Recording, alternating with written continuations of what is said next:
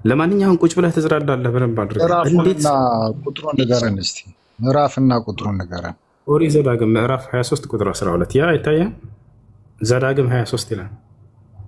ዘዳግም 23 ቁጥር 12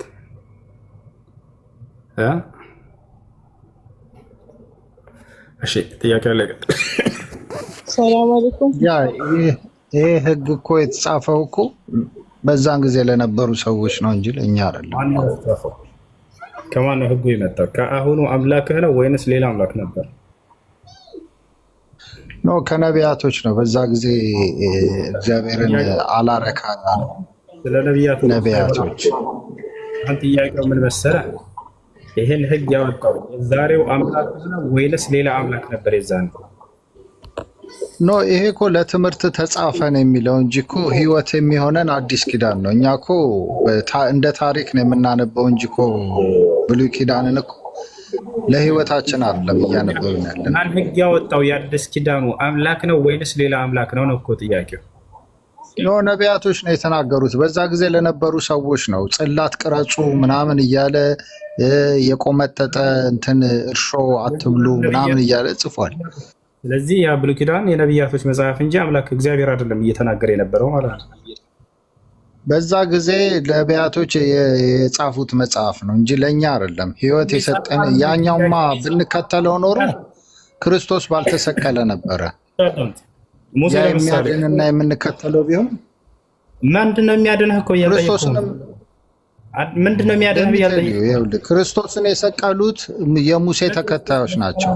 ሙሴን እንደ አምላክ የሚያዩት ማን ነው? ክርስቶስን የሰቀለው ብዬ ካልጠየቅኩም ዘለቀ ይኸውልህ አዳምጥ። ይሄ ብሉይ ኪዳን ማን ነው የጻፈው? ለምሳሌ ሙሴ ነው የጻፈው ብለህ ታምናለህ አይደለ? ሄሎ ያ ትክክል ነው። በጣም ጥሩ። ሙሴ አምላክ አዘው የጻፈው አምላክ ሰጥቶት ነው ይሄን ቃል ወይንስ በራሱ ተፈላስፎ ነው የጻፈው? አምላክ ሰጥቶኛል ብሎ ነው የጻፈው የጌታ ሰው። ስለዚህ ያ አምላክ ለሙሴ ይሄን ቃል የሰጠው አምላክ የአሁኑ የአዲስ ኪዳኑ አምላክህ ነው ወይንስ ሌላ አምላክ ነበረ? የመጽሐፍ ቅዱስ ታሪክ እኮ ነው የሚለው እንጂ እኮ ሌላ ነገር እኮ አይደለም። ታሪክ እኮ ነው ይሄኛው። ብሉይ ኪዳን እኮ ታሪክ ነው። አምላክ ነው የሰጠው ሙሴን አልከኝ አይደለ? ያ አምላክና ነቢያቶች ነው የጻፉት። ይኸውልህ አዳምጠህ ተረጋጋ። ያ አምላክ እና የአሁኑ አምላክ አንድ ናቸው ወይንስ የተለያዩ ናቸው? የመጽሐፍ ቅዱስ ታሪክ ነው። በዛ ጊዜ የሚያምኑት አምላክ ነው የሰጣቸው። እኛ የምናምነው በአዲስ ኪዳን በክርስቶስ ኢየሱስ በመጣልን አምላክና የአሁኑ አምላክ የተለያዩ ናቸው ማለት ነው። አይ ዶንት ኖ እሱን እኔ አላምንም። ማለት ይኸውልህ ህይወት የሚሆነን አዲስ ኪዳን ነው። ያ ታሪክ ነው የሚለው የነ ዮሴፍ ታሪክ የነ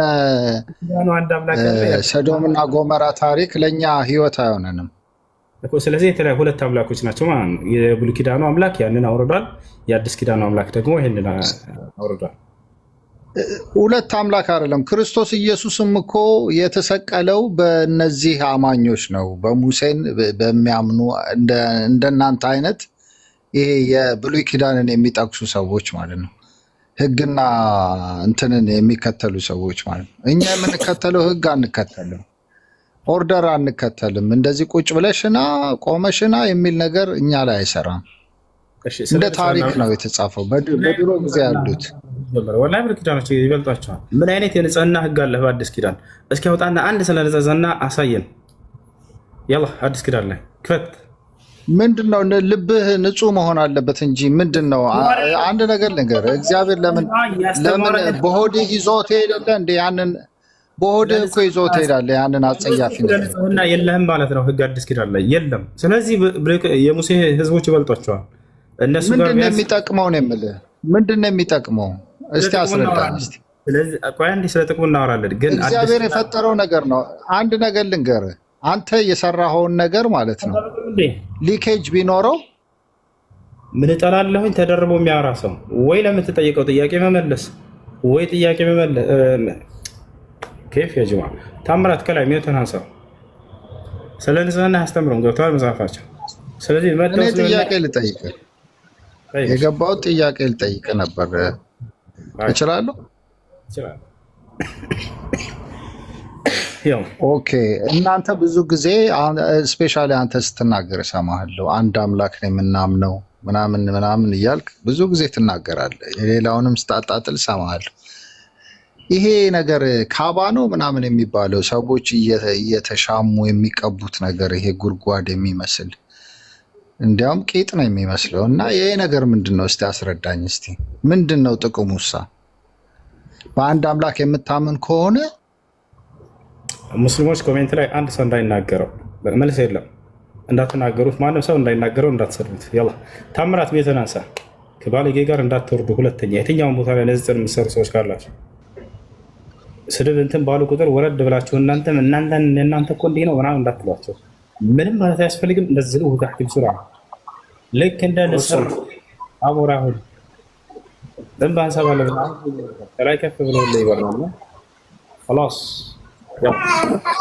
ሰላም አለይኩም። ክርስቲያን ካለ አስቀድም እሱም ጥያቄ ልቀጥል። በእናትህ ቅድምም እኮ አስቆምከኝ። ጥያቄ ምንድን ነው? 3 ጥያቄዎች አሉኝና እነሱ መልስልኝ ፈልጌ ነበርና አንደኛ ስለ አላህ በደንብ አስረዳኝ እስቲ። ሁለተኛ ደግሞ እስልምና ሌላውን አምልኮ የሚያምልኩትን እንዲገል ይወሰናል ይመስለኛል፣ እሱንም አስረዳኝ። ሶስተኛው ደግሞ ሽንት ቤት ስትጸዳዳ ፈጣሪ ሽንት ቤት አይገኝም የሚል ነገር አለ። ከሱ ጋር ተያይዞ ደግሞ ራስህ ለሽንትን ጠብ ካለ ያው ገሃነመ እሳት እንደሚጠብቅ እንሰማለን እና 3ቱን በደንብ አድርገህ አስረዳኝ። እንዲህ ነው ክርስቲያን ስነ ስርዓት ይጠይቃል። በስነ ስርዓት ወሳኝ የሆኑ ጥያቄዎች መጠየቅ። እሺ ስለ አላህ አስረዳኝ አለ። ከትርጉሙ እንነሳ። ከዚያ በኋላ አላህ ሱብሓነሁ ወተዓላ ስለ ራሱ ምን አለ? ነቢያቶችስ ስለ እርሱ ምን አሉ? ይሄ ነው በቃ መልሱ። አላህ ብሎ ማለት አልመእሉህ አይ አልማዕቡድ ቢልሐቅ፣ አላህ ብሎ ማለት በብቸኝነት የሚመለከው እውነተኛው አምላክ ማለት ነው ትርጉሙ። አምላክ አላህ ሱብሓነሁ ወተዓላ ስለ ራሱ ሲናገር ምን አለ? በሱራ ጣሃ ምዕራፍ 20 ቁጥር 14 ላይ ኢነኒ አነላህ ላ ኢላሃ ኢላ አና ፈዕቡድኒ ይላል። እኔ አላህ ነኝ ከእኔ በስተቀር ሌላ ማንም አምላክ የለም፣ እኔንም በብቸኝነት ተገዛኝ እያለ ይናገራል። አላህ ስብሓነሁ ወተዓላ ስለ ራሱ ሲናገር ምን ይላል? አላሁ አለዚ ኸለቀ ሰማዋት ወልአርደ ወማ በይነሁማ ፊ 6 አያም ይላል። እኔ አምላካችሁ አላህ ማለት ያ ነኝ፣ 7 ሰማያቶችን 7 ምድርን ለ6 ቀናቶች የፈጠርኩኝ አምላካችሁ እያለ ይናገራል። እንዲሁም በመካከላቸው ያሉ ፍጥረታትን እያለ ይናገራል።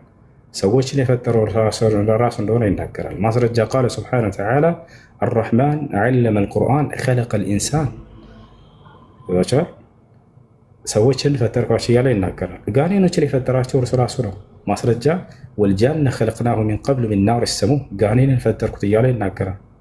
መላእክቶች ልክ እንዲሁ ፍጥረታትን ሁሉ ያስገኘው አምላክ አላህ ስብሓነሁ ወተዓላ ራሱ እንደሆነ ይናገራል። ስለዚህ አላህ ማን ነው? ሁወል ኻሊቅ ስብሓነሁ ወተዓላ፣ እርሱ ነገራቶችን ሁሉ ያስገኘና የፈጠረ የሆነ አምላክ ነው። ልክ እንዲሁ በባህሪያቶቹ አላህ ስብሓነሁ ወተዓላ ይነግረናል በርካታ ቦታ ላይ። ሱረቱል በቀራ አንድ አንቀጽ እናንሳለን። የአላህ ስብሓነሁ ወተዓላ ባህሪያቶች ሰብሰብ አድርጎ የሚናገር አላሁ ላ ኢላሃ ኢላ ሁወል ሐዩል ቀዩም ላ ተእኹዙሁ ሲነቱ ወላ ነውም ለሁ ማ ፊ ሰማዋት ወማ ፊል አርድ መን ዘ ለዚ የሽፈዑ ዐንደሁ ኢላ ቢኢዝኒህ የዕለሙ ማ በይነ አይዲሂም ወማ ኸልፈሁም እያለ ይናገር አላህ ስብሓነሁ ወተዓላ። አላሁ እኔ ማለት አምላካችሁ አላህ ነኝ አለ። ላ ኢላሃ ኢላሁ የመጀመሪያው ምንድነው? ከእኔ በስተቀር ሌላ ማንም አምላክ የሌለ እያለ ይናገራል። እርሱ በመለኮቱ አንድና ብቸኛ ነው አላህ ስብሓነሁ ወተዓላ። በባህሪያቶቹ ሁሉ ይቅርታ ውሱ ማለት ይህን ተረድቻለሁ ማለት የፈለግኩት እንዴት መሰለ፣ አላህን በምን ትገልጸዋለን? ልክ ያልከው ነገሮች ተረድቻለሁ፣ ግን በአካላዊ እንዴት ነው እሱ እንድታስረዳኝ ነው። አካል አለው ምን አለ? ይሄን ነገር እስቲ ኢንፎርም አድርገኝ። እሱን የፈለጉት እንጂ የፈጣሪ ፍጥረታትን ሁሉ እንደሚፈጥር ስቴፖችንም ሁሉንም እኮ እረዳለሁ። ግን አሁን በኦርቶዶክስም ከሄድክ እንደዛ አሁን ለምሳሌ አላህ አይን አለው ይባላል አይደለም? አይን አለው ኦኬ፣ አይን አለው ነው። እግዚአብሔር አይን አለው አትልም፣ እንደዛው እንደማለት ነው። ሁለመናው አይን ነው። እንደዛ እንድትገልጽልኝ ፈልጌ ነው። መልካም። አላህ ስብሐነ ወተዓላ አይን አለው ወይንም ደግሞ እንዲህ አይነት የተገለጹ ነገራቶችን አስመልክቶ ነው። አንደኛ አላህ ስብሐነ ወተዓላ በባህሪያቶቹ ከፍጥረታቱ ጋር በፍጹም አይመሳሰልም። እኔ አይን አለኝ ለምሳሌ ከኔ ጋር አንድ ነው አይኑ። አላህ ስብሐነ ወተዓላ አይደለም። አላህ ስብሐነ ወተዓላ አይኖች እንዳሉት ገልጿል። አደምን በእጆች የፈጠርኩ ሲል እጆች እንዳሉት ገልጿል። ነገር ግን አንድ ልናውቅ የሚገባው ነገር ያ ከፍጥረታቱ ጋር በፍጹም የሚመሳሰል ባህሪ አይደለም። ይህን የገለጸው ራሱ አላህ ስብሐነ ወተዓላ ነው። ለይሰ ከሚስሊሂ ሸይኡን ይላል። እኔን የሚመስል አንድም ነገር የለም ይላል። አንድም በሚለው ውስጥ የሰው ልጆችም ይካተታሉ። ስለዚህ የሰው ልጆችን እጅ አየና ሰውየው የአላህም እጅ አለው ከተባለ ልክ እንደ ሰው ነው ማለት ነው ካላ ይሄ ስህተት ነው፣ ክህደት ነው። አላህ በቁርአን ላይ ሲናገር ፈላ ተድሪቡ ሊላሂ ልአምሳል ኢነላሃ ያዕለሙ ወአንቱም ላ ተዕለሙን ይላል። ለእኔ ለአምላካችሁ ለአላህ ምሳሌ ወይም አምሳያ አታድርጉልኝ እኔን የሚመስለኝ አንድት የለምና እያለ ይናገራል። ስለዚህ አላህ ስብሐነ ወተዓላን የሚመስል ማንም የለም በባህሪው። ያንን ከይፍያውን ማንም የሚያውቀው እርሱ ራሱ አምላካችን አላህ ስብሐነ ወተዓላ ነው ማለት ነው። ይህን ይመስላል። ወደ ቀጣዩ ጥያቄ ልሉ ሁለት ይቀራል። ቀጣዩ ስለ ግድያ በመግደል ሰው ይጸድቃል የሚል ነው አይደለ? በስነን አስተምህሮ ያለው ነገር ስለ ግድያ አስመልክቶ አምላካችን አላህ ስብሐነ ወተዓላ ሰውን ፈጥሯል። አማኝንም ከሃዲ ሁሉንም እሱ ነው የፈጠረው። የፈጠረውን አካል እንዳው ዝም ብሎ ግደሉ የሚል ይመስላችኋል? ላ ወላሂ ላዚም እንደዛ የለም። ከምን አንግል ነው የተጻፈው? መጥቀስ ስለማልችልም በቁርአን ማለት ነው። አስረዳህ ነው። አዳምጠኝ በደንብ ትረዳለህ። እሺ ከመጀመሪያ ላስረዳህ ብዬ ነው። የፈጠራቸው እርሱ ከመሆኑ አንጻር አዛኝ እንጂ ለፍጥረት እሱ ጨካኝ አይደለም። ገብቷችኋል አይደል? አምላክ አላህ ስብሐነሁ ወተዓላ በቁርአን ላይ ወለቀድ ከረምና በኒ አደም ይላል። የአደምን ልጅ አክብሬዋለሁኝ ይላል። የአዳም ልጅ ሲል አላህ አማኝን ብቻ ይመስላችኋል? ላ አይደለም፣ ከሃዲውም ጭምር የአዳም ልጅ ነው። የአዳምን ልጅ አክብሬው ነው የፈጠርኩት ብሎ አላህ ስብሐነሁ ወተዓላ ይናገራል። በሌላ ቦታ ላይ ምን ይላል? من أجل ذلك كتبنا على بني إسرائيل أنه من قتل نفسا بغير نفس أو فساد في الأرض فكأنما قتل الناس جميعا ومن أحياها فكأنما أحيا الناس جميعا ይላል። የአንድን ሰው ነፍስ ያጠፋ ሰው ነው ያለው። ልብ በሉ አማኛ ከሃዲ ምናምን አላለም። የአንድን ሰው ነፍስ ያጠፋ የዓለምን ሰው ነፍስ እንዳጠፋ ያክል ነው ኃጢአቱ ከኔ ዘንድ አለ። የአንድን ሰው ነፍስ የታደገ ከሞት የዓለምን ሰው ነፍስ ከሞት እንደታደገ ያክል ነው ምንዳው ከእኔ ዘንድ አለ። አየህ፣ ሰው ነው ያለው አላህ ሱብሓነሁ ወተዓላ ሲቀር አማኝ ከሃዲን ምናምን አላለም። ስለዚህ በእስልምና የአንድን ሰው ነፍስ ማጥፋት የትኛውም ሰው ሊሆን ይችላል፣ የትኛውም እምነት ይኑረው፣ የትኛውም ዘር፣ ብሔር፣ ቀለም ሰው ነው ያለው አላህ ሱብሓነሁ ወተዓላ። የዓለምን ሰው ነፍስ እንዳጠፋ ነው የሚቆጠረው ከኔ ዘንድ ብሏል። የአንድን ሰው ነፍስ ህይወት ደግሞ ከታደገ የዓለም ሰው ነፍስ ህይወት እንደታደገ ነው ብሏል። አሁን ታዲያ ስለ ግድያ ወደሚለው እንመጣለን። አምላክ አላህ ሱብሓነሁ ወተዓላ ስለ ግድያ አስመልክቶ ጂሃድ የሚባል ነገር ልትሰማ ትችላለህ። ጂሃድ ማለት ትግል ማለት ነው። ጂሃድ ታገለ፣ ጂሃድ ትግል ይባላል። ባለፉት ዘመናቶች ከመጀመሪያው ጀምሬ ላሳየህ እንዴት ጂሃድ እንደተደነገገ። ጂሃድ ማለት የሆነ አካል ሊያጠቃህ መጥቶ አንተ ሊገድልህ መጥቶ አንተ ከራስህ ለመከላከል የምታደርገው የመከላከል ስርዓት ጂሃድ ይባላል። የሆነ ሰው አንተ ሊገድልህ ቢመጣ ኢትዮ የዛኔ ከራስህ እየተከላከልክ ይሄ ሰው ሊገድልህ መጥቶ ከራስህ እየተከላከልክ ብትገድለው አንተ ገዳይ ትባላለህ? ላ አትባልም። ገብቶሃል አይደል? አምላክ አላህ ሱብሓነሁ ወተዓላ ነው ታዲያ አይሁዳውያንና ክርስቲያኖችን ብቻ የጠቀሰው? ወደሱ ልመጣለሁ። እነሱ ብቻ ናቸው ምድር ላይ ያሉት? ልመጣለህ ነው ወደሱ። ነቢያችን ሰለላሁ ዐለይሂ ወሰለም እንዳውም ሰላማዊ የሆነ የሌላ እምነት ተከታይን የገደለ ሰው ሊጋደል ያልመጣን ሰላማዊ የሆነን የገደለ ሰው የገነትን ሽታ አያገኝም ሁሉ ብለው ተናግረዋል። ማስረጃ ለስተ ቃለ ነቢ ሰለላሁ ዐለይሂ ወሰለም መን ቀተለ ሙዓሀድን ለም የሪሕ ራኢሐተል ጀና አሉ። ከሙስሊሞች ጋር ቃል ኪዳን ያለውን ሰላማዊ የሆነን የሌላ እምነት ተከታይን የገደለ ሰው የገነትን ሽታ አያገኝም ይሄ ሰው ብለዋል። ገብቶሃል አይደል? አማኝ ሆናችሁ ሰላማዊዎች እንዳትነኳቸው ብለዋል። ስለዚህ ወቃቲሉ ፊ ሰቢሊላሂ አለዚነ ዩቃቲሉነኩም ማንን ነው እንድንጋደል የተደረገው ከተባለ እነዚያ ሊጋደሏችሁ የመጡ አካሎችን ነው ተጋደሉ ያለ አላህ ሱብሓነሁ ወተዓላ። መጋደል ማለት ነው ተጋደሉ ሲል ከራሳችሁ ተከላከሉ ነው። የዛኔ ከራስ እየተከላከልክ እንደዚህ ሊያጠቁ የመጡ አካሎች አንተን ሊገለ ሰይፍ እየጣለ መቼም አንተ አትስመው። ገብቶሃል? ከራስ ትከላከላለህ። መዘጋጀቱ ምን አስፈለገው ታዲያ? አሁን አሁን ሊጋደሉ እነዚህ ሰዎች ከመጡብን ከራሳችን እንድንከላከል ነው። አላህ ምን አለ? ቀድመህ እኮ ነው ታዲያ ሁሱ ቀድመን የተዘጋጀው ማለት ነው። መጠቃትህን ሳታስብ እኔንም አሞኛልና ሶሪ ድምጽ አይሰማም ከሆነ ላስረዳህ አልችልም። ተዘጋጁላችሁ የሚለውን ነው እና ቀድመ መዘጋጀቱ ለምን አስፈለገ እኮ አዳምጠኝ። ከራስህ ሊያጠቃህ የሚመጣን አካል አንተ ከራስህ ለመከላከል ብለህ ቤትህ ሽጉጥ ገዛህና አስቀመጥክ። አንተ ሰላማዊ ሰው ነህ። የሆነ አካል መጥቶ ቢያጠቃህ የዛኔ ከራስህ ለመከላከል ኃጢአትህ ምንድን ነው? አንተ ይህ እኮ ኖርማል ሰው የሚያደርገው ነገር እኮ ነው። ወአዒዱ ለሁም መስተጣዕቱም የሚለው ነው። ተዘጋጁላቸው የሚለውን አይተው ነው ልጅ ገብቷቸዋል። ይሄን ነግሯቸዋል። ወአዒዱ ለሁም መስተጣዕቱም ሚን ቁወትን ወሚን ሪባጢል ኸይል ቱርሂቡነ ቢሂ ዐዱወላሂ ወዐዱወኩም። ስለዚህ ያ አዩሃ ለዚነ አመኑ ኹዙ ሒዝረኩም ይላል አላህ። እናንተ ያመናችሁ ሰዎች ሆይ ከራሳችሁ መከላከያ መጠበቂያችሁን ያዙ ብሏል አላህ ሱብሓነሁ ወተዓላ።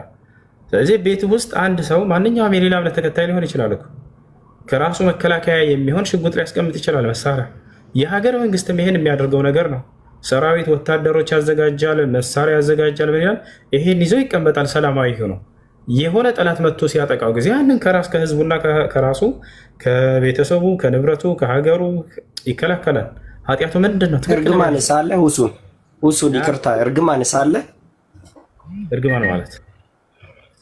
እርግማን ማለት ያጥፋቸው የሚባል እርግማን አለ። በምሰግድ ሰዓት እሱን ላስረዳ። ጥሩ ጥያቄዎች ነው የምታነሳው።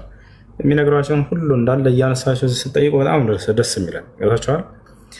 እሱ የት ይገኛል መሰለህ? ሱረቱል ተውባ ላይ ያለውን ለማለት ፈልገው ነው።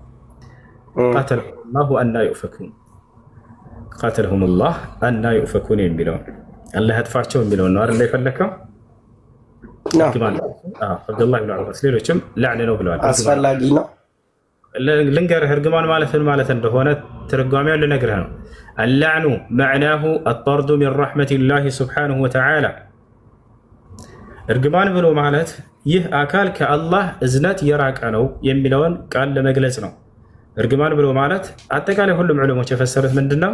ከአላህ እዝነት መራቁን ለመግለጽ ነው። ይህ አካል አጠርዱ ሚን ረሕመቲላህ ለዐነሁ ላህ ይላል ስለ ሰይጣን ለምሳሌ። አይ ጠረደሁ ረቡሁ ሱብሓነሁ ወተዓላ ሚን ረሕመቲሂ፣ አላህ ከእዝነቱ አባረረው ማለት ነው። አላህ ስብሐነ ወተዓላ ታዲያ ማንንም አካል ዝም ብሎ ከእዝነቱ አባሯል ይላል ወይ? እዛ ቃሉ ላይ ላ አይደለም። በጣም ከባድ የሆነን ኃጢአት በማድረጋቸው እነዚህ ሰዎች ከአላህ እዝነት ርቀዋል እያለ እየተገለጸ ነው። ማናቸው እዚህ ቦታ ላይ እየተገለጹ ከተባለ ላንብብላቸው አንቀጹ ምን እንደሚል። ከዚያ በፊት ላንብብል ልንገርህ ምን ይላል አላህ ስብሐነ ወተዓላ ሱረቱ ተውባ ላይ ነው። ወቃለት ልየሁዱ ዑዘይሩን ብኑላህ ወቃለት ነሳራ አልመሲሑ ብኑላህ ذلك قولهم بأفواههم يضاهئون قول الذين كفروا من قبل قاتلهم الله أن يؤفكون على أيه من على أنكزو أيهوداويان إزراء يا الله لجنو آلو تالكت أملاك لا يمكتف بتأم كباري هنا وانجلنا يوتار أيهوداويان من آلو إزراء يا الله لجنو آلو كريستيانوش دكبو مسيحو وينم كريستوس يا أملاك لجنو يا الله لجنو بلو تراجروا على هم كباري هنا كتفتنا يوتار ቀጥሎ ምን አለ አላህ ስብሐነሁ ወተዓላ ዛሊከ ቀውሉሁም ቢአፍዋሂሂም፣ ይህ ያለምንም ማስረጃ የሌለው ነገር ከአንደበታቸው ብቻ የሚናገሩት የሆነ ንግግር ነው ብሎ ተናገረ።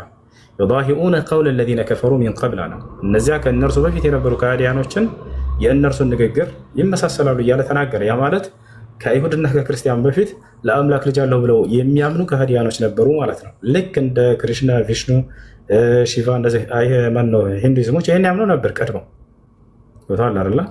ክርስና የአምላክ ይቅርታ፣ እንደዛ ከሆነ አንድ እባክህ ልጨርስ። ስጀምር የሆነ ጉዳይ የሆነ ነጥብ ልጨርስ። እሺ፣ በዛው ጎን ለጎን እኮ ልጠይቅ ነበር መልስ እንድትመልስልኝ ነው እንጂ እኮ ሳልሰማ ቀርቼ እኮ አይደለም። አንድ ይሄን ልጨርስልህ። እንትን ይረግማቸዋል የሚለውን ብቻ ላብራራና ትጠይቃለህ። ስለዚህ የሆነ ቀውለ الذين كفروا من قبل አለ። ከዚያ በኋላ ቀጥሎ ምን አለ? قاتلهم الله አላህም ረገማቸው አለ። ረገማቸው ማለት ነው ከእዝነቱ መራቃቸውን ለመግለጽ ነው። ለምንድን ነው ከእዝነቱ የራቁት እነዚህ ሰዎች ከተባለ በራሳቸው ባመጡት ጥፋት ነው። ምን ብለው? አምላክ ላይ ቀጥፈውና ዋሽተው ምን ብለው? ለአላህ ልጅ አለው ብለው በመቅጠፋቸውና በመዋሸታቸው ምክንያት ከአላህ እዝነት ራቁ ይላል። ሰው ኃጢአትን ሲያደርግ ከአምላክ ይርቃል አይደል? ሰው ጽድቅ ነገር ሲያደርግ ወደ አምላክ ይቀርባል። ይሄ እኮ የታወቀ ነገር ነው። አምላክ ላይ መዋሸትና መቅጠፍ ያልተናገረውን ተናግሯል ማለት ያላለውን ብሏል ማለት በእርሱ ላይ መዋሸትና መቅጠፍ ይሄ ከባድ የሆነ ኃጢአት ነው። ገብቷችኋል አይደል? ኢነ ለዚነ የፍተሩነ ዐለ ላሂ ልከዚበ ላ ዩፍሊሑን ይላል አላህ በቁርአን ላይ። እነዚያ በእኔ በአምላክ በአላህ ላይ የሚቀጥፉ ሰዎች በፍጹም አይድኑም ነጃ አይወጡም እያለ ይናገራል። ስለዚህ እነዚህ ሰዎች በአምላክ ላይ በመቅጠፋቸው ምክንያት ልጅ አለው ብለው በመዋሸታቸው ከእርሱ እዝነት ርቀዋል ማለት ነው። ይሄ ነው እየተናገረ ያለው። እሺ ቀጥል። አሁን ማለት ምን ማለት ፈልግ መሰል ቀደም ካነሳው ሀሳብ ጋራ ከሱ በፊት ወደኋላ ሄደ ምንም እምነት እንደሌለ ነበር የገለጽክልኝ አይደለ? የትኛው ማለት የእግዚአብሔር ልጅ አለ ብሎ ከሚያምኑት በፊት ማለት ነው። እሺ እንደዛ እያስረዳኝ ነበረ። እሺ ቀጥል። ሀሳብ ስለዚህ እንደዛ ከሆነ ደግሞ ማለት ነው አሁን ይቅርታ ወደዛ ልግባልና ሌላ ርዕስ እንዳይሆንብህ ቁርአንን የጻፈው ማን ነው? ከይቅርታ ጋር ቁርአን ከአምላካችን ከአላህ ዘንድ በመንፈስ ቅዱስ ምሪት ወርዶ ለነብዩ ሰለላሁ ዐለይሂ ወሰለም ኦኬ፣ እሱን አምኛለሁ። ማን የጻፈው ነው? ሰሃቦች፣ የነብዩ ሰለላሁ ዐለይሂ ወሰለም ሰሃቦች ናቸው። ሰሃቦች፣ የነብዩ ሰለላሁ ዐለይሂ ወሰለም ደቀ መዝሙሮች፣ ህዝቦች፣ ደቀ መዝሙሮች፣ ሰሃቦች፣ የነብዩ ሰለላሁ ዐለይሂ ወሰለም ደቀ መዝሙር ሰሃቦች ተጠቅሷል። ስማቸው ተጠቅሷል። አዎ ነብያችን ሰለላሁ ዐለይሂ ወሰለም ስማቸውን ጠቅሰዋቸዋል። ከፈለክ አሳየን። ኦኬ እሺ፣ ማስረጃ የምፈልገው እሱንና ማለት ነው የነብዩ እንዴት እንደተወለደ ምናምን የሚያስረዳም የለም አይደለ? እሱ ችግር የለም፣ እሱ አስረዳ። ነብያችን ሰለላሁ ዐለይሂ ወሰለም የህይወት ታሪካቸው ነፍ ቦታ አለ። ከማን እንደተወለዱ መቼ እስልምና እንደተቀበሉ ትነግረኛለህ? አሁኑ ነው ሁሉ አሳያለሁ። ችግር የለም፣ ንገረኝ። እሺ ከመጀመሪያ ከምን እንጀምር? ቁርአንን የጻፉ ሰዎች ስማቸው ተጠቅሰዋል ወይ የሚል ነው።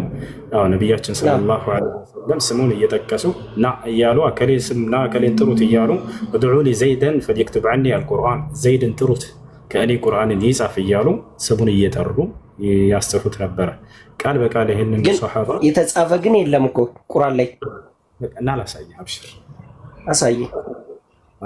እሺ ከነስሙ ላሳየህ።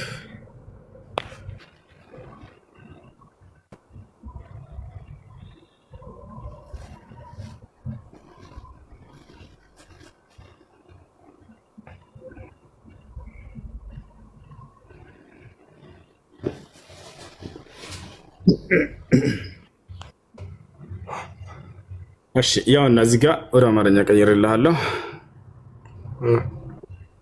እዚህ ጋር ይገኛል። ምን ይላል? አንቀጹ በወረደ ጊዜ እነዚያ ምእመናን በቤት ውስጥ የሚለው ሱረቱ ኒሳ ላይ ያለው ነው። በቤት ውስጥ የተቀመጡት በአላህ መንገድ ላይ ከሚታገሉት ጋር እኩል አይደሉም የሚለው በወረደ ጊዜ ነቢዩ ሰለላሁ ዐለይሂ ወሰለም ማንን? ዘይድን ጥራልኝና ጽላቱን፣ የቀለም ቋቱን፣ የትከሻ ምላጭ ወይም የትከሻ ምላጭ መክታቸውን ያምጣ። ከዚያም እንዲህ አለ። እዚያም ይሄንን ጻፉ ብለው አዘዙት እያለ ይናገራል። ይሄን ጻፉ ነቢያችን ሰለላሁ ዐለይሂ ወሰለም ማንን ይላል? እዚህ ጋር ይሄን ጸሐፊውን የጠሩት ዘይድን ጥራልኝ እያሉ ነቢ ሰለላሁ ዐለይሂ ወሰለም ያው የሰውየው ስም የጸሐፊው ስም እዚህ ተቀምጦልሃል። ዘይድን ጥሩልኝ እያሉ ይሄን ጻፍ እያሉ ያዙት ነበረ። ይህ ሰሐባ ቃል በቃል ዘይድ እኔ ከነቢ ሰለላሁ ዐለይሂ ወሰለም ዘንድ ቁጭ ብዬ ራእይ የምጽፈው እኔ ነበርኩ እያለ ይናገራል ቃል በቃል። ስለዚህ አዲስ ኪዳን ሐዲስ ላይ ይገኛል። ሐዲስ ነቢያችን ሰለላሁ ዐለይሂ ወሰለም እየጠሩ ስሙን እና ዘይድ ቁርአን ጻፍ ይሉት ነበር። እርሱም ሲመሰክር ቁጭ ብዬ ከነቢ ሰለላሁ ዐለይሂ ወሰለም ዘንድ ቁርአንን እጽፍ ነበር፣ ራእይን እጽፍ ነበር እያለ ይናገራል። እሺ ሌላ ምን ነበር የፈለግከው? የነቢ ሰለላሁ ዐለይሂ ወሰለም የህይወት ታሪክ አይደለ? የነቢዩ ሰለላሁ ዐለይሂ ወሰለም የህይወት ታሪክ እዚህ ጋር መጽሐፍ አውጥቼ ነው ማሳየህ። አብሽር ያውና ላውጣልህ መጽሐፉ ላውጣልህ። ይህ መጽሐፍ ምን ይላል? ይህ ኪታብ ረውደት አልአንዋር ፊ ሲረት አልነቢይ አልሙኽታር ተእሊፍ ፈዲለት ሼክ ሰፊይ ራሕማን ሙባረክ ፉሪ ረሒመሁላህ ተዓላ። እዚህ ጋር የመጀመሪያው ገጽ ላይ እናገኛለን። ተርጉምልኝ እስኪ አረብኛ ስለማልችል ተረጉምልሃለሁ። አብሽር የህይወት ታሪካቸውን እዚህ እንመልከት። ምን ይላል እዚህ ጋር? ሙሐመድ ሰለላሁ ዐለይሂ ወሰለም አስሉሁ ወነሽአቱሁ ወአሕዋሊሁ ቀብለ ኑቡዋ። የነቢ ሰለላሁ ዐለይሂ ወሰለም መሰረታቸው፣ አስተዳደጋቸው ከነብይነት ዘመናቸው በፊት የነበረው የህይወት ታሪካቸው ይላል። እነሰቡ ሸሪፍ እንግዲህ ይህ የዘር ሐረጋቸው ሊናገር ነው። ሁወ አክረሙ ኸልቂላህ ወአፍضል ሩሱሊህ ወኻተም አንቢያኢህ ሙሐመድ ብኑ ዓብድላህ፣ ያው ሙሐመድ ይባላሉ የዓብደላህ ልጅ ኢብን ዓብድልሙጠሊብ የዓብድልሙጠሊብ ልጅ ቅድመ አያታቸው ኢብኑ ሃሽም ኢብኑ ዓብድ መናፍ ኢብኑ ቁሰይ ኢብኑ ኪላብ ኢብኑ ሙራ ኢብኑ ከዕብ ኢብኑ ሉአይ ኢብኑ ጋሊብ ኢብኑ ፊህር ኢብኑ ባሪክ ኢብኑ ነضር ኢብኑ ኪናና ኢብኑ ኹዘይማ ኢብኑ ሙድሪካ ኢብኑ ኢልያስ ኢብኑ መዳር ኢብኑ ኒዛር ኢብኑ ማዕድ ኢብኑ ዓድናን ወዓድናን ሚን ዙርየት ኢስማዒል፣ ያው የኢስማዒል ዘር አላቸው። ከዚያ በኋላ የአብርሃም ልጅ ናቸው በኢስማዒል በኩል ማለት ነው። ነቢያችን ሰለላሁ ዐለይሂ ወሰለም ሐዲስም ላይ ቃል በቃል አምላክ አላህ አብርሃምን መረጠ ከእርሱም ኢስማዒልን መረጠ ከእርሱም እኔን መረጠኝ እያሉ ይናገራሉ። አላህ በቁርአን ላይ ቃል በቃል የአብርሃም ልጅ እያለ ይጠራቸዋል። ሚለተ አቢኩም ኢብራሂም ይላል። ሙሐመድ ሆይ ይህ ሃይማኖት የአባትህ የአብርሃም መንገድ ነው እያለ ይናገራቸዋል። አባትህ እያለ ይጠቅሳቸዋል። ነቢያችን ሰለላሁ ዐለይሂ ወሰለም ቃል በቃል ሐዲስ ላይ ምን ይላሉ? ኢነላሃ ቀድ ረዘቀኒ ፊ ሃዚሂ ሌይላ ቢወለድ ወሰመይቱሁ ቢስሚ አቢ ኢብራሂም ዐለይሂ ሰላም አሉ። ወንድ ልጅን ወለዱ ነቢ ሰለላሁ ዐለይሂ ወሰለም እና እንዲህ ምን አሉ? እነሆ በዛሬዋ ሌሊት አላህ ወንድ ልጅን ለግሶኛል፣ ይህንንም ልጅ በአባቴ በአብርሃም ስም አብርሃም ብዬ ወይም ኢብራሂም ብዬ ሰይሜዋለሁ እያሉ ይናገራሉ። የመጨረሻ ልጃቸው ስሙ ኢብራሂም ይባል ነበር። ገብቶሃል አይደል? ያንንም በአባቴ በአብርሃም ስም እያሉ ይናገራሉ። አባቴ እያሉ ነው ብዙ ጊዜ። ታንኪዩ በቃ ታንኪዩ። ሶን ወደ ሶስተኛ ጥያቄ ሄድልኝ። እሺ ሶስተኛ ነበር አስታውሰኝ። ሶስተኛ ራስ ላይ ጠብ ማለት የለበትም። ጠብ ካለም ገሃነም እንደሚጠብቅ የሚገልጽበት ፓርት አለ አይደለ? እሺ ላስረዳሽ። አስረዳኝ። በጣም ጥሩ። እሺ እንትህ ጠብ ማለት የለበትም ራስህ ላይ የሚለው ነገር አንድ ሰው ሶላት የሚሰግድ ከሆነ ራሱን በንጽህናን መጠበቅ አለበት እንደ ኢስላም ወታላ ሳያውቀው ስለ ሶላት አይደለም ያልኩት። ንጽህና በማንኛውም ሰዓት የሚል ነገር የለም። ከሶላት ጋር በተያያዘ ነው ኢስላም እንዳውም ያን ነገር ያለው። እንዳው ሰው ከሶላት የለም እንደዛ የሚል ነገር የለም። ነቢያችን ሰለላሁ ዐለይሂ ወሰለም ጣራን ነገር ሲያነሱ ጊዜ ከሶላት ጋር በተገናኘ እንጂ ሰውየው ከሶላት ውጭ በሆነ ጊዜ ለምሳሌ ስንቱ ጠብ ቢልበት የሆነ ቤት እየቀባ እንደዚህ ላይ ዛኔ ይሄ ከኢባዳ ከአምልኮ ጋር ይያዛል ወይ አያያዝም። ሶላት በሚሰግድ ጊዜ ግን ያንን ንጽህናን ጠብቆ መስገድ አለበት ነው ከሶላት ጋር በተያያዘ እንጂ አያችሁ ሽንት ጠብ ካለ ወደ ገሃነም ይሄዳል ይሏቸዋል። ወላሂ ትልቅ ውሸት። እሺ እዚሁ አካባቢ በመጸዳጃ ቤት ፈጣሪ አለ አይገኝም ይባላል አይደለ? እሱ ያለው በክርስትና ነው። ላሳየህ መጽሐፍ ቅዱስ ላይ እግዚአብሔር ምን ይላል? አንድ ሰው ሲጽዳዳ በእስልምና ነው ያልኩህ እኔ። አስረዳለሁ፣ ችግር የለውም። በእስልምና ነው ያልኩህ። እሺ አስረዳለሁ፣ አዳምጠኝ። እሺ አምላካችን አላህ ሱብሓነሁ ወተዓላ በማንነቱ ከፍጥረት ዓለም ሁሉ በላይ ከአርሽ በላይ ነው ያለው። ቃል በቃል ይህም በቁርአን ላይ ይናገራል። አርራህማኑ ዐለል አርሽ እስተዋ ይላል። እርሱ አዛኛው አምላካችሁ አላህ ከአርሽ በላይ ከፍጥረት ዓለም ሁሉ በላይ ከፍ ብሏል ብሎ ይናገራል። በእውቀቱ፣ በእይታው፣ በማየቱ፣ በመስማቱ፣ በመርዳቱ በሁሉ ነገሩ ከፍጥረት ዓለሙ ጋር አለ። በማንነቱ ግን ከእርሱ ከአርሽ በላይ ነው፣ ከፍጥረት ዓለም ሁሉ በላይ ነው። ገብቶሃል አይደለ? አብዱላህ ብን አባስ ሲናገር ምን አለ? አብዱላህ ብን መስዑድ አላሁ ፊ ሰማ ወዕልሙሁ ፊ ኩሊ መካን ወላ የኽፋ ዐለይሂ ሸይኡን ሚን አምሪኩም አለ። አምላካችሁ አላህ ከሰማያት ከአርሽ በላይ ነው፣ እውቀቱ ደግሞ በሁሉም ቦታ ያካበበ ነው አለ። የማለት ከእርሱ የሚሰወር አንዳች ነገር የለም። ወላ የኽፋ ዐለይሂ ሸይኡን ሚን አምሪኩም አለ። ከእናንተ ቅንጣት የሚደበቅበት ነገር የለም እያለ ይናገራል። ሽንት ቤት ውስጥ ሰዎች ሲገቡ የሚናገሩትን ማንኛውንም ነገር አላህ ሱብሓነሁ ወተዓላ የሚደበቅበት ነገር የለም። ቦታቸዋል አይደለ? ያን ሁሉ እንትን ይላል። ያ ነው ያውቃቸዋል፣ ይሰማቸዋል፣ ሁላቸው ነው። ከእርሱ የሚሰወር ነገር ስለዚህ አንተ የምታወራውና ሌሎች የሚያወሩ በእስልምና ስር ያሉት ይሄን ነገር ሁለት ነገር ይሆናል። ገብተዋል? ከዚህ አንግልስ ያስረዳኝ ማለት ይለያያል። ሀገርኩ ተቃራኒ የተናገረ ሰው ካለ እኔ የተናገረ አልሰማሁም። አምላክ አላህ ሱብሓነሁ ወተዓላ በእውቀቱ ሁሉም ቦታ ያካበበ ሁሉም ሰው እኮ ይናገራል። ይህን የማይናገር ሰው ካለ ተሳስተዋል። አላህ ሱብሓነሁ ወተዓላ በእውቀቱ ሁሉም ቦታ ያካበበ ነው። ይህን ነቢዩላህ ሙሳ ሲናገር ምን ይላል? ኢነማ ኢላሁኩም አላህ ላ ኢላሃ ኢላ ሁወ ወሲዐ ኩለ ሸይኢን ዒልማ ይላል። አምላካችሁ እርሱ አላህ ነው አለ ሙሳ ለህዝቦቹ። ከእርሱ በስተቀር ሌላ ማንም አምላክ የለም ካለ በኋላ እውቀቱ ሁሉን ቦታ ያካበበ ነው እያለ ይናገራል። ከእርሱ እውቀት ምንም የሚደበቅ ነገር የለም። ገብቶሃል አይደል? ሁሉም ቦታ ያውቀዋል። ሰዋኡን ሚንኩም መን አሰረ አልቀውለ ወመን ጀሀረ ቢህ ወመን ሁወ ሙስተኽፊን ቢለይል ወሳሪቡን ቢነሃር ይላል አላህ። ከእናንተ ንግግሩን ድብቅ ያደረገ ወይንም በገሃድ ጮሆ የተናገረ ለኔ እኩል ነው አለ። ልክ እንዲሁ ደግሞ በድቅድቅ ጨለማ የሰራና በፀሐይ ጠራራ በቀን የሰራ ለኔ እኩል ነው አለ። ጨለማ ላይ ሆኖ ስለሰራህ አትደበቅብኝም። ገብታችኋል አይደለ? በቁሽቁሽታ ቀስ ብለህ ስለተናገርክም ጮኸህ ብትናገርም ለኔ ያው ነው አለ አላህ ሱብሓነሁ ወተዓላ። ሁሉም በእርሱ ዘንድ እኩል ነው። ይሄን የሚደበቅበት ነገር የለም። ሁሉንም ያየዋል፣ ይሰማዋል። ገብታችኋል አይደለ? ሰዎች በምድር ላይ ምን አላህ ሱብሓነሁ ወተዓላ በቁርአን ላይ የተናገረው በርካታ የቁርአን አንቀጽ አለ። ሰዎች ተደብቀው የተናገሯትን በቁርአን ላይ ያስፈሩታል። ከእርሱ የሚደብቅ ነገር የለምና ነቢያችን ሰለላሁ ዐለይሂ ወሰለም ከዕለታት አንድ ቀን ሶላት እየሰገዱ እያለ ከነጫማቸው 2 ረካ እንደሰገዱ የዙሁር ሶላት ሰሃቦችን እያሰገዳቸው እያለ ጅብሪል ተልኮ መጣ ከአላህ ዘንድ። ሙሐመድ ሆይ ጌታ ወደ አንተ ልኮኝ ነው፣ የለበስከው ጫማ ነጃሳ ረግጧል እያለ ነው አምላክህ አላህ አላቸው። ጫማ ምን እንደረገጠ ጫማ ያውቃል አላህ ሱብሓነሁ ወተዓላ። ምንም የሚደብቅበት ነገር የለም። አይደለም ሰዎች ሰው የሚያክል ነገር ቁጭ ብሎ ሽንት ቤት ማለት ነው። ሁሉንም ያውቃቸዋል አላህ ሱብሓነሁ ወተዓላ። የሚናገሩትን ሁሉ ያውቃል። ከእርሱ ቅንጣት የሚደበቅበት ነገር የለም። ገብቶሃል አይደለ? ያ ነው። እሺ ሌላ ጥያቄ አለ?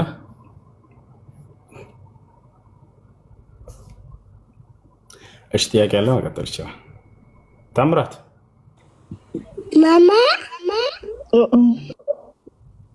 ታምራት ሰላም ነው? እንዴት ነህ? አለን አማን አለን አልሐምዱሊላህ። ደህና ነህ? ደህና ነኝ። ጥያቄ ነበረኝ። እሺ ጥያቄ ምንድን ነው? ጥያቄ በአንተ አስተሳሰብ ያኔ ከሙስሊም ውጭ ገነት የሚገባ የለም ብለህ ታምናለህ አይደል? አዎ። እሺ እኔ ክርስቲያን ነኝ። ያኔ ምንም ኃጢአት አልሰራሁም። እንዴት ሲኦል ልገባ እችላለሁ? ስንት ዓመት ነው ልጅ? መልስልኝ ጥያቄው እና ደግሞ ሌላ ጥያቄ አለኝ። እሺ መልስልሃለሁ። እኔ ክርስቲያን ነኝ ስትል ጊዜ ክርስትና ደግሞ እምነቱ ምንድነው ከተባለ አምላክ ኢየሱስ ክርስቶስ አምላክ ነው ብለህ ታምናለህ አይደል? አዎ አምናለሁ። ይሄ ትልቁ ኃጢአት ነው። ትልቁ ኃጢአት በእስልምና አስተምህሮ በአምላክ ላይ ማጋራት ነው። ማስረጃ አላህ ሲናገር ኢነ ሽርከ ለዙልሙን ዐዚም ይላል። በአንዱ አምላክ ላይ በአላህ ላይ ማጋራት ወይንም አላህን መካድ ትልቁ ኃጢአት ነው። ገብቶሃል? ኃጢአት አልሰራህም ስትል ጊዜ ተሳሳትክ ማለት ነው። ክርስቶስ እኔ ሰው ነኝ ብሎ ሳለ አይ አምላክ ነው ማለትህ ትልቁ ኃጢአት ነው። ዮሐንስ ወንጌል 8 ቁጥር 40 ላይ ኢየሱስ ክርስቶስ እኔ ከእግዚአብሔር የሰማሁትን እውነት የምነግራቸው ሰው ነኝ አለ። አንተ ሰው ነው ብለህ ታምናለህ ኢየሱስን? ታምራት ፍጹም ሰው ፍጹም አምላክ ነው ብዬ አምናለሁ። ኢየሱስ ክርስቶስ ግን ይሄን አላለም። እኔ ሰው ነኝ ብሎ ተናግሯል። ጥሩ ነው እሱ። ነገር ግን እኔ አምላክ ነኝ አላለም። በፍጹም አምልኩኝም አላለም። ግን ታመልከዋለህ። ይሄ ኃጢአት ነው። ሞትን ድል አድርጎ እንደተነሳ ታውቃለህ? ሞትን ድል አድርጎ አልተነሳም። አምላኩ ነው ያስነሳው። እንደው እንደ መጽሐፍ ከሄድን እንኳን ባያስነሳው አምላኩ ምን ይሆን ነበር የሚለውን መጽሐፉ ሲነግረን በስብሶ የቀር ነበር ይለናል። እና አምላክ አይሞትም። ደግሞ ይሄ ልታውቅ ይገባል። እሺ ደግሞ ነብዩ መሐመድ ከሰሩት ተአምር ልትነግረኝ ትችላለህ? በትንሹ እነግርሃለሁ። አብሽር። ነብዩ መሐመድ ሰለላሁ ዐለይሂ ወሰለም ካደረጉት አንደኛው ምንድነው? የጨረቃን መክፈል። አንድ ከይቅርታ ጋር ታምራት ትመልስልሃለህ ጥያቄዎችን። ከላይ ያለችውን ሻሃዳ ላስይዛት። ሻሃዳ መያዝ የሚፈልግ ሳለ መሰለኝ። ዛራ ሚዩትሽን አንሺው አንተ። السلام عليكم ورحمة الله وبركاته. عليكم السلام ورحمة الله وبركاته. كيفك تشال؟ الحمد لله. نعم. كيف عندك زارة؟ تمام. ከታች ያለሽው ልጅ ይሰማሻል? ከታምራት በላይ ያለሽ። ሰላም አለይኩም። ኧረ ይሰማሻል? እሺ በቃ እንደሱ ከሆነ ዝም ካልሽ ታምራትን ጥያቄ ልመልስለት። የነቢዩ ሙሐመድ ሰለላሁ ዐለይሂ ወሰለም ተአምራቶች በጥቂቱ ንገረኝ። ነቢያችን ሰለላሁ ዐለይሂ ወሰለም በጣም በርካታ ተአምራቶችን አድርገዋል። ከዚያ መካከል አንደኛው ምንድነው? ጨረቃን መክፈላቸው። ነቢያችን ሰለላሁ ዐለይሂ ወሰለም የመካ ሰዎች ጠየቋቸው፣ አንተ ሙሐመድ ሆይ ያ ሙሐመድ ኢንኩንተ ነቢይን አሪና አያ፣ አንተ ሙሐመድ ሆይ እንዳው ነቢይ ከሆንክ ነቢያት ተአምር ሰርተህ ያሳዩ ነበርና ተአምር ሰርተህ እንድታሳየን እንሻለን አሏቸው። የመካ ሰዎች በዘመናቸው ያሉ ሰዎች فأراهم من شقاق القمر ይሄን ያዩ የአይን ምስክሮች የሆኑ ሰሃቦች ምን አሉ? ነብዩ ሰለላሁ ዐለይሂ ወሰለም የጨረቃን መከፈል አሳያቸው ይላል። ነብያችን ሰለላሁ ዐለይሂ ወሰለም ጨረቃን ከፍለው አሳያቸው ለነዚያ ሰዎች። አንደኛ እሱ ነው። ሁለተኛ ምንድነው? ቁርአን ላይ ያሳያ ቀጥልሽ እሱ ላይ ያመለክታል። አላህ በቁርአን ላይ اقتربت الساعة وانشق القمر ይላል። ጨረቃዋ ተከፈለች ያለ ይናገራል። ይሄን ያዩ የአይን ማኞች ሰሃቦች ሐዲስ ላይ ያለው ጨረቃን ከፈል አንድ የሜት አድርገው ከይቅርታ ላይ ያወራኝ ታርጋትሩ እሺና ሐዲስ ላይ እሱን አውጥቼ ማሳያለሁ። ሌላኛው ሁለተኛ ምንድነው? ነብያችን ሰለላሁ ዐለይሂ ወሰለም ከመካ እስከ ቤተል መቅደስ ወይንም ቤተ መቅደስ ኢየሩሳሌም የሚገኘው ከዚያም በኋላ ሰባቱን ሰማያት አድርገው መሄዳቸው በአንዲት ሌሊት ቅጽበት አስቡት። ይሄንን መልአኩ ገብርኤል ነው ይዟቸው የሄደው። ከመልአኩ ገብርኤል ጋር ቀጥታ ከመካ እስከ ኢየሩሳሌም ከኢየሩሳሌም እስከ ሰባት ሰማያት ድረስ አቆራርጠው ሄደው ደርሰው ከአምላክ ጋር ንግግር አድርገው መምጣታቸው ሁለተኛው ድንቅ ተአምር ይሄ ነው። ይሄ በቁርአን ላይ ተጠቅሷል። አላህ ሱብሓነሁ ወተዓላ ሱረቱል ኢስራ መጀመሪያ ላይ ይገልጸዋል። ሐዲሱ ላይ ልክ እንደው ሰሒህ ሙስሊም 162 ላይ እናገኘዋለን። ሶስተኛ ሌላ ነብያችን ሰለላሁ ዐለይሂ ወሰለም ያደረጉት ተአምር ምንድነው? ሱሐቦቻቸው ከዕለታት አንድ ቀን ውዱእ የሚያደርጉበት ውሃ አጥተው አስፈልጓቸው መጡና ጠየቋቸው። አንተ የአላህ መልእክተኛ ሆይ ውዱእ የምናደርግበት ውሃ የለንም፣ ሶላትም ደርሶብናል፣ ከየት እናምጣሏቸው? ነቢያችን ሰለላሁ ዐለይሂ ወሰለም ከጣቶቻቸው መካከል እንደዚህ ቢስሚላህ አሉና አፈለቁላቸው። ይህን ያዩ የአይን እማኞች በርካታ ሰሃቦች መሰከሩ።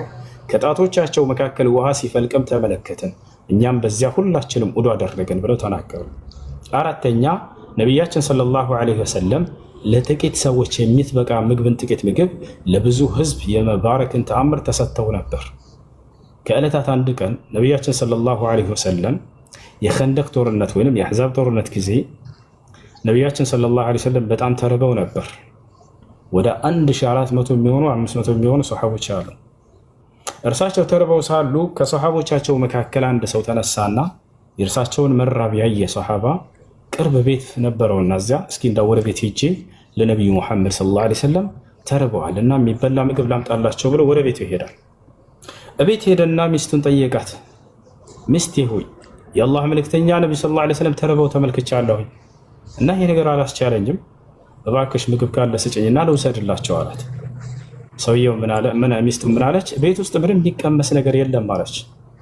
ነገር ግን ትንሽዬ ዱቄት አለች፣ እንዲሁም ትንሽዬ ግልገል አለች፣ ፍየል ትንሽዬ ግልገል ነች። እሷን እንረዳትና ስጋ ሰርተን ይህንንም ቂጣ ጋግረን እንውሰድላቸው ካልክ እሺ አለችው። ሌላ ግን ምግብ ቤት ውስጥ የለም አለች።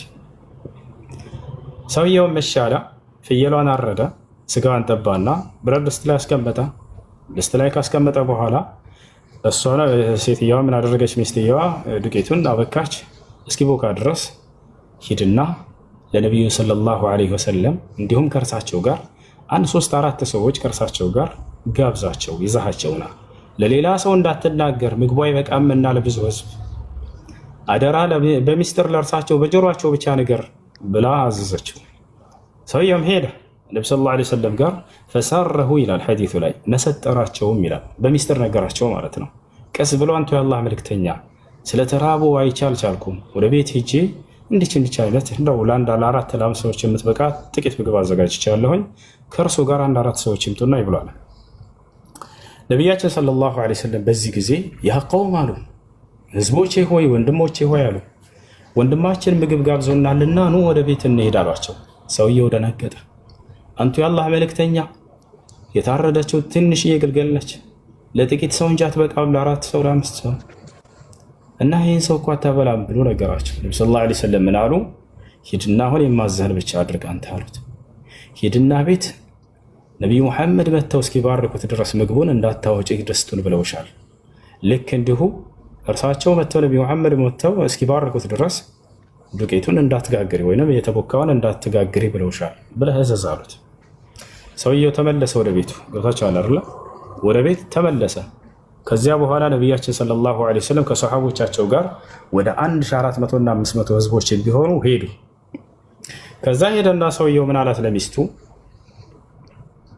ነቢዩ ሙሐመድ ሰለላሁ ዐለይሂ ወሰለም ከህዝቦቻቸው ጋር ከ1500 ህዝብ ጋር እየመጡ ነው አላት። ደነገጠች ሚስትየዋ። በሚስጥር ንገራቸው አላልኩም ነበርን አለችው። ያልሽኝን አድርጌ ነበር እኔም አለ ሰውየው። ግን እርሳቸው እንዲህ በቃ አድርጌ ብለዋል፣ የሚሆነውን እናያለን አለ። ወደ ነቢያችን ሰለላሁ ዐለይሂ ወሰለም መጡ። የአይን እማኝ የሆነ ሶሐባ ራሱ ሰውየው ሲናገር ምን አለ? ይሄን ተአምር ያየ የተቋደሰ የበላ አካል ነው እየመሰከረ ያለው። ያ ጀማ ከሩቅ የሆነ ታሪክ ሰምቶ አይደለም፣ እዛው ያየው አካል ራሱ ሲናገር ምን አለ? ድስቱንም ሰጠኋቸው አለ። ወዲያው ያዙና ዱዓ አደረጉ፣ ጸሎት አደረጉ፣ ባረኩትም አለ። ልክ እንዲሁ አውጥቼ አሳያቸዋለሁ ማስረጃ ምትሉ ልጆች። ልክ እንዲሁ ደግሞ ዱቄቱን ተቀበሉና ማነው የተቦካውን እርሱንም ያዙና ዱዓ አደረጉ፣ ባረኩትም። አሁን እየጋገርሽ ቂጣውን አቀብይና አሉ ነቢያችን ሰለላሁ ዐለይሂ ወሰለም። እየተጋገረ ቂጣው ይሰጣቸዋል። ራሳቸው ነቢያችን ሰለላሁ ዐለይሂ ወሰለም ስጋ እያነሱ በጭልፋ ያንን ቂጣ ላይ እያደረጉ ለሰሓቦቻቸው ይሰጧቸው ጀመር። ወላሂ እየማለ ነው ሰሓባ የሚናገረው። በአላህ ስም እላለሁኝ አለ የመጣነው ወደ 1400 የምንሆን ህዝቦች በልተን ጠገብን አለ። ነገር ግን ድስቱ ስንመጣ እንደነበረ ነው፣ ምንም እንኳን አልጎደለም ነበር አለ። የተቦካውም ሊጥ ስንመጣ እንደነበረ ነው፣ ምንም እንኳን አልቀነሰም አልጎደለም አለ። ያሰላም ለጥቂት ሰው የሚበቃን ምግብ ለብዙ ህዝብ የመባረክን ተአምር ተሰጥተው ነበር ነቢ ሰለላሁ ዐለይሂ ወሰለም። ይህ ካደረጉት ተአምር ነው። ሌላ ተአምር ነቢያችን ሰለላሁ ዐለይሂ ወሰለም የሚበሉት ምግብ የሰው ልጆችን ቋንቋ አውጥቶ ተስቢሕ ያደርግ ነበር። ይህን ታውቃላችሁ? ይህንንም ያዩ የመሰከሩ የአይን እማኝ የራሳቸው ሰሓቦች ናቸው። አቡበክር ስዲቅ እና አብዱላህ ብን መስዑድ እና ዓሊ ብን አቢ ጣሊብ ይህን ሁሉ መስክረዋል። የሚበሉት ምግብ ወደ አፋቸው ሲያነሱት የሰው ልጆችን ቋንቋ እያወጣ ሱብሓነላህ ሲል እንሰማ ነበር አሉ። የሚገርማቸው ሱብሓነላህ፣ አልሐምዱሊላህ፣ አላሁ አክበር ይል ነበር። ይህን እየሰሙ ሰሓቦች መስክረዋል፣ ይደነቁ ነበር። ነቢያችን ሰለላሁ ዐለይሂ ወሰለም በጣም በርካታ ተአምራቶችን አድርገዋል። ከዚህም ውጭ ይዛቸዋል አይደል? ካነ ዩከሊሙሁ አልሐጀር ወሸጀር ከዛሊክ። ሌላ ተአምርም ልስጣችሁ። ነቢያችን ሰለላሁ ዐለይሂ ወሰለም ሰውን ብቻ ሳይሆን ግዑዝ ነገራቶችን ወይንም እንስሳቶችን ይረዷቸው ሁላ ነበረ። ለሱለይማን የተሰጠ አንድ ተአምር አለ፣ ቀድሜ ልንገራቸው። ሱለይማን ዐለይሂ ሰላም እንስሳትና አዕዋፋቶች ቋንቋቸውን ይረዳቸው ነበር። ወዑሊምና መንጥቀ ጠይር ይላል። የአዕዋፋትንም ቋንቋ አላህ አስተምሮናል እያለ ይናገራል። ገብቷቸዋል? ነብል፣ ጉንዳን፣ ፍየል፣ በግ፣ ከብት እነዚህ ሁሉ እንዳለ ያናግራቸው ነበር። ቋንቋቸውን ይረዳ ነበር። የራሳቸው የሆነ መግባቢያ አላቸው። ይህን ታውቃላችሁ።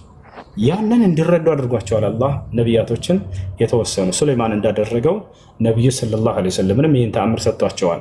አንድ እሱን ልጥቀስላችሁ የመጨረሻ በነቢያችን ሰለላሁ ዐለይሂ ወሰለም ጊዜ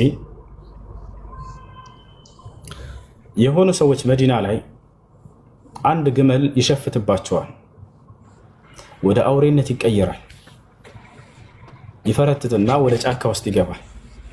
በዚህ ጊዜ እነዚህ ሰዎች በጣም ፈሩት፣ የተለየ ባህሪን በእርሱ ላይ አዩ። ወዲያው ወደ ነቢያችን ሰለላሁ ዐለይሂ ወሰለም ጋር መጡ የግመሉ ባለቤቶች። አሁንም ይህን የሚመሰክሩት ያዩ ይህንን ተአምር የዘገቡ አካሎች ናቸው። ወዲያው መጡ ወደ ነቢያችን ሰለላሁ ዐለይሂ ወሰለም ጋርና አንቱ የአላህ መልእክተኛ ሆይ የግመላችን ፈረጠጠ፣ ወደ አውሬነት ተቀየረብን፣ ሸፈተብንና ጫካ ገብቷል፣ እባክዎትን መፍትሄ ይፈልጉልን ብለው ጠየቋቸው። ነቢያችን ሰለላሁ ዐለይሂ ወሰለም ነው አላቸው፣ ውሰዱኝ አሉ። ሰሓቦቻቸው እንዳለ ተማሪዎቻቸው ይከተላሉ። ከሩቅ ሆነው እነዚህ ሰዎች ያው እነዚያ ጫካ ነው የገባው ብለው ተናገሩ። መቅረብ አልፈለጉም፣ ወደ አውሬነት ተቀይሮ ስለነበር። ነቢያችን ሰለላሁ ዐለይሂ ወሰለም ቀጥታ ሄዱ በሙሉ ድፍረት። ሰሓቦች እንዴት እንዳዩና እንደመሰከሩ ተመልከቱ። ሱብሓነላህ። እርሳቸውም እየሄዱ እያለ ግመሉ ወደ እርሳቸው መጣ። ልክ እርሳቸውን ባየ ጊዜ ወደ እርሳቸው መጣና ፈጀሳ ዐላ ሩክበቲሂ፣ በጉልበቱ ተንበረከከ። ወአልቃ ዑኑቀሁ ዐላ ዑኑቅ ነቢይ ሰለላሁ ዐለይሂ ወሰለም፣ ይህም ግመል አንገቱን ወደ ነቢ ሰለላሁ ዐለይሂ ወሰለም አንገት እንደዚህ ሲጥል ተመለከተን አለ። በአንገታቸው ላይ ያደረገና ፈበከል ጀመል፣ ግመሉ ከዛ እንባው ሲወጣ ተመለከተን አሉ። ያ ሰላም። ነቢ ሰለላሁ ዐለይሂ ወሰለም ጸጥ አሉ።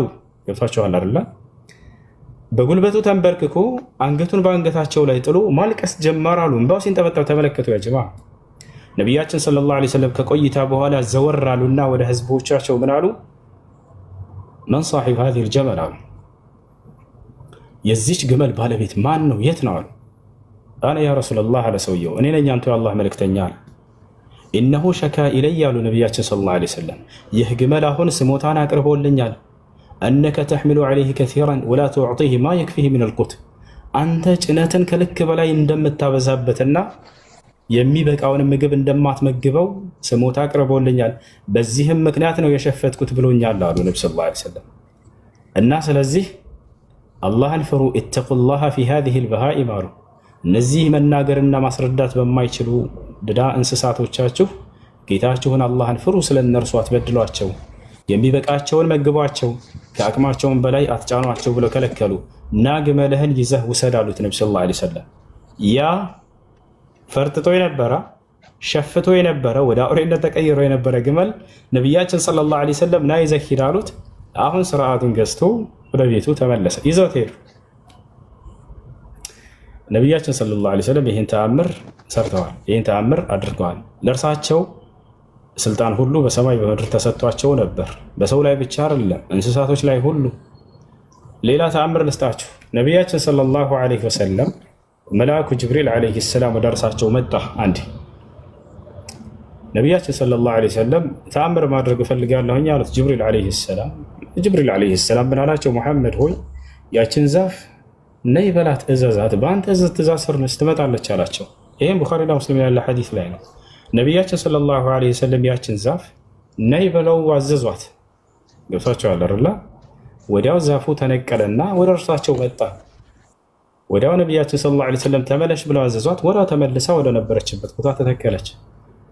በትእዛዛቸው ስር ነበረ እያልኳቸው ነው። ሰማይ ምድር ላይ ያለ ነገር ሁሉ መልአክን አዘው አላህ ሱብሓነሁ ወተዓላን ጸሎት አድርገው መልአክ ያስልኩ ነበረ። ይህ በቁርአን ላይ ተገልጿል። ሱረት አልአንፋል ሁለተኛው ገልጽ ላይ ኢዝ ተስተጊሱነ ረበኩም ፈስተጃበ ለኩም አኒ ሙሚድኩም ቢአልፊን ሚነል መላኢከቲ ሙርዲፊን ይላል አላህ። ሙሐመድ ሆይ እኔን ጌታህን አላህን እርዳታ በጠየከኝ ጊዜ የመላእክት ሰራዊትን በአንተ ላይ የ1000 መላእክት ሰራዊትንም ላኩልህ እያለ ይናገራል። መልአክ ከጎናቸው ሆኖ ይዋጋ ነበረ። ያየ መሰክራለ ወይ? አዋላ ሰዕድ ብን አቢ ወቃስ መሰከሩ። ሰሓቦች ያዩ። ማን መልአኮች ይመጡ ነበር? ገብርኤልና ሚካኤል ይመጡ ነበር ወደ እርሳቸው። ቡኻሪና ሙስሊም ላይ ሐዲሱን ከፍተን እናሳያቸዋለን።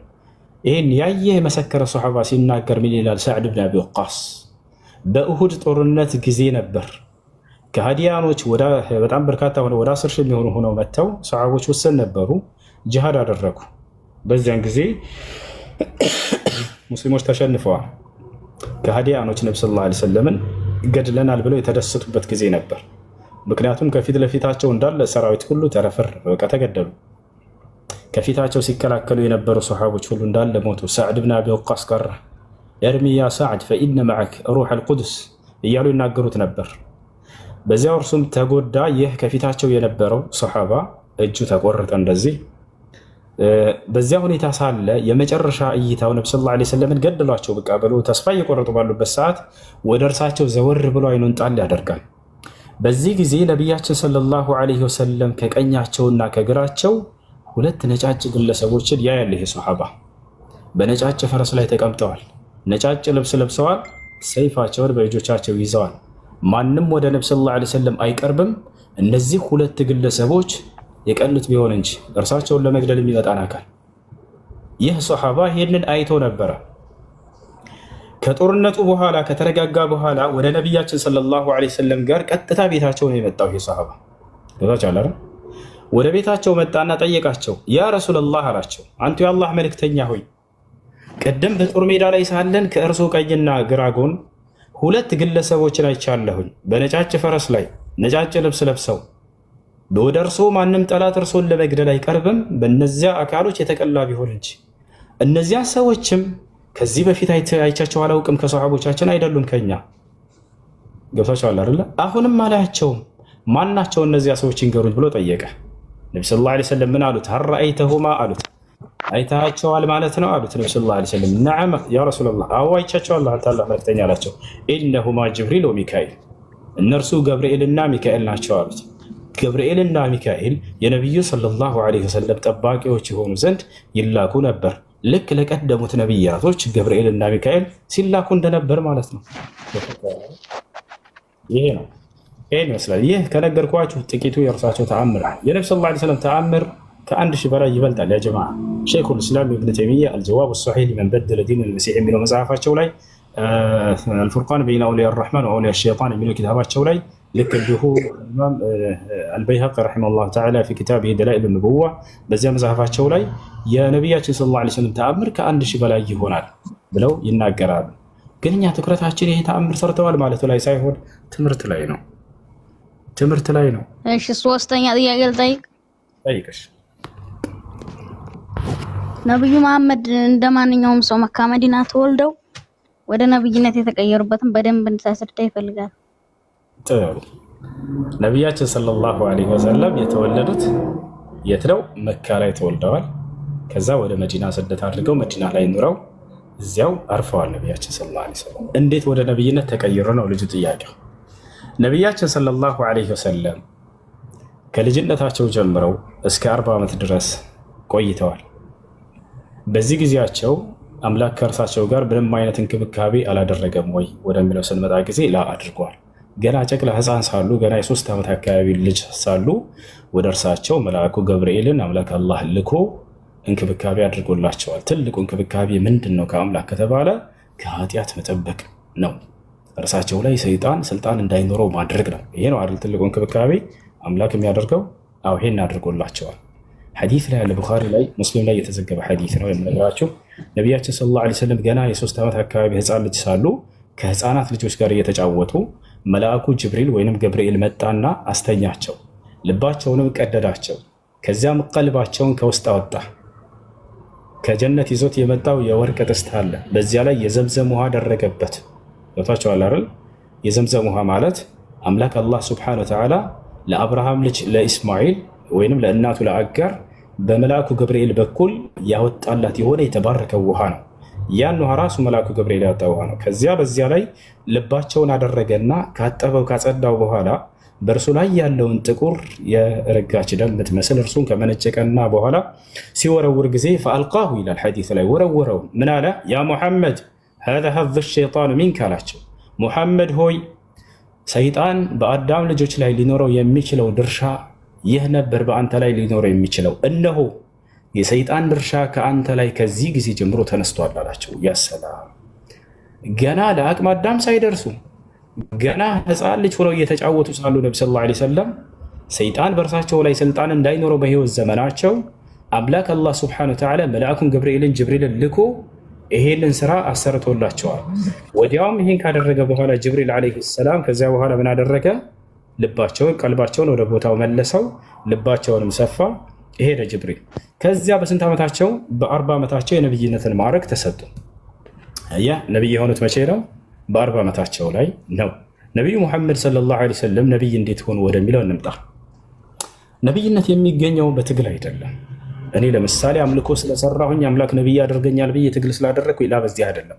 ነብይነት የአምላክ ምርጫ ነው። አምላክ የፈለገውን ሰው ነብይ ያደርጋል። የፈለገውን መልአክ መልእክተኛ አድርጎ ይልካል። ማስረጃ አላህ በቁርአን ላይ ሲናገር አላሁ የስጠፊ ሚነል መላኢከቲ ረሱለን ወሚነን ናስ፣ እኔ አምላካቸው አላህ ከመላእክቶችም ከሰዎችም መልእክተኞችን ራስ ይመርጣለሁኝ። የራሱ ምርጫ ነው። ነቢያችን ሰለላሁ ዐለይሂ ወሰለም ታዲያ ልማዳቸው ምን ነበር? ከልጅነታቸው ጀምሮ ከተባለ ሰይጣን በእርሳቸው ላይ ስልጣን እንዳይኖረው ተደረገ ማለት በፍጹም የሰይጣንን ስራ ኃጢአትን አላደረጉም። ክህደትንም ሆነ ኃጢአትን በፍጹም እንዳያደርጉ ነው ሰይጣንን ስልጣንን አላህ ሱብሓነሁ ወተዓላ ከእርሳቸው ያነሳበት። በቶች አለርለ አላህ ሱብሓነሁ ወተዓላ የሰይጣንን ተንኮል ያነሳላቸው በመልአኩ ጅብሪል ዐለይሂ ሰላም ስራ አማካኝነት ቅድም በነገርኳቸው። ስለዚህ አንዱን አምላክ አላህን በብቸኝነት የሚገዙ ከኃጢአት ሁሉ የራቁ ሆነው እስከ 40 ዓመት ዘመናቸው ድረስ ይቆያሉ። ልክ 40 ዓመታቸው ሊደርስ አካባቢ ላይ ነቢያችን ሰለላሁ ዐለይሂ ወሰለም ሑቢበ ኢለይሂል ኸላ ከሰዎች ሁሉ ገንጠል ብለው ለብቻቸው ሄደው ጌታቸውን አላህን ማምለክ በጣም ወደዱ። በጣም በዚህ ነገር ላይ ተወደደ ወደ ልባቸው። ከመካ እዚያው ላይ የሚገኝ ከተራራዎች መካከል በአንድ ተራራ ላይ ጀበል ኑር ተብሎ የሚጠራ የብርሃኑ ተራራ ይባላል። በዚያ ውስጥ የሒራ ዋሻ የሚባል አለ። ዋሻ ቦታ ነች። ወደዛ ሂደው ነቢያችን ሰለላሁ ዐለይሂ ወሰለም ስንቅን ይዘው በሚስታቸው ኸዲጃ ስንቅን ታዘጋጅላቸዋለች። ያንን ስንቅ ይዘው ወደዚያ ዋሻ ይሄዳሉ።